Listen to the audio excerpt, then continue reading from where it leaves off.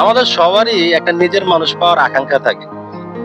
আমরা সবাই একটা সময় যে একটা নিজের মানুষের অভাবে ভুগি। কারণ আমরা মনুষ্য জাতটা ভালোবাসার কাঙ্গাল। আমাদের সবারই ইচ্ছা থাকে এমন একটা কাঁধ আসুক যে কাঁধে আমরা মাথা রাইখা আমাদের নিজেদের সব দুঃখ, কষ্ট, আনন্দ সব শেয়ার করতে পারি। নিজেদের ভালো লাগা, মন্দ লাগা, খারাপ মুহূর্ত, আনন্দের মুহূর্ত সবকিছু শেয়ার করতে পারি। আলহামদুলিল্লাহ আমি এমন একটা মানুষ পাইছি। এমন একটা মানুষের সাথে আমি সম্পর্ক ছিল আমার। এবং দিন শেষে সেই সম্পর্কটারে আমি পূর্ণতা দিতে পারছি। আজকে থেকে ঠিক ১ বছর আগে ওই মানুষটারে আমি নিজের করে নিছি।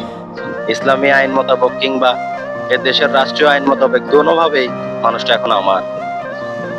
আলহামদুলিল্লাহ আল্লাহর কাছে শুকরিয়া যে এত কষ্টের পরও, এত ভালোবাসার পরও ওই মানুষটাকে আমি পাইছি। ওই মানুষটা আমার সাথে আছে। যে মানুষটা আমার সবচেয়ে খারাপ সময় আমার পাশে ছিল ভাই। সবচেয়ে খারাপ সময়।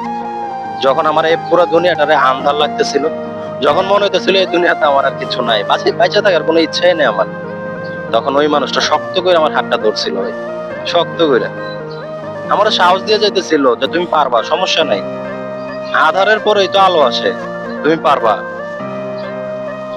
আলহামদুলিল্লাহ আমি ওই দিনটা কাটায় উঠছিলাম এবং সম্পূর্ণ ক্রেডিট ওই মানুষটা। আর ওই মানুষটা এখন আমার পাশে। আলহামদুলিল্লাহ আল্লাহর কাছে লাখ লাখ শুকরিয়া জানাই। এবং আজকে ১ বছর পূর্ণ হইল আমাদের বিবাহ বার্ষিকীর। আমার মানুষটাকে আমি মনের অন্তরের অন্তঃস্থল থেকে ভালোবাসা এবং বিবাহ বার্ষিকীর শুভেচ্ছা জানাই। সবাই আমাদের জন্য দোয়া করবেন, আমরা যেন একসাথে থাকতে পারি, আমাদের এই ভালোবাসাটা যেন চিরকাল থাকে, সে দোয়া কাম্য সবার কাছ থেকে। ধন্যবাদ, ভালো থাকবেন।